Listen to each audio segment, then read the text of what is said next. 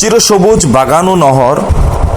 কুরআনুল কারিমে বলা হয়েছে তাদেরকে জান্নাতে প্রবেশ করানো হবে যার পদদেশে নদী প্রবাহিত। সূরা নিসা। জান্নাতে থাকবে দুধ, মধু, পানি ও শরাব, পবিত্র পানীয় এর নহর। সেখানে থাকবে মুক্তা দিয়ে তৈরি তাঁবু ও সোনার উপর প্রাসাদ। জান্নাতে প্রতিটি গাছে থাকবে বিভিন্ন স্বাদের ফল। যা ইচ্ছা, যখন ইচ্ছা, যতবার ইচ্ছা ততবার খাওয়া যাবে, কোনো সীমা থাকবে না। জান্নাতীরা পরবেন রেশমের পোশাক ও অলংকার। চিরস্থায়ী সুখ ও শান্তি। জান্নাতে থাকবে না দুঃখ, সুখ, ভয় বা ব্যথা। সেখানে কেউ রাগান্বিত হবে না, অপমানিতও হবে না। জান্নাতীরা পাবে পবিত্র সঙ্গিনী। জান্নাতের সর্বোচ্চ সম্মান হবে আল্লাহ তাআলার সাক্ষাৎ।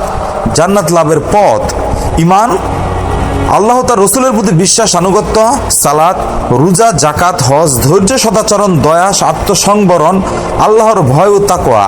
রাসূল সাল্লাল্লাহু আলাইহি ওয়াসাল্লাম বলেছেন, জান্নাতে এমন কিছু আছে যা কোনো চোখ কোনোদিন দেখেনি, কোনো কান কোনোদিন শোনেনি, আর কোনো মানুষের অন্তরেও তা কোনোদিন কল্পনায় আসেনি। সহিহ মুসলিম।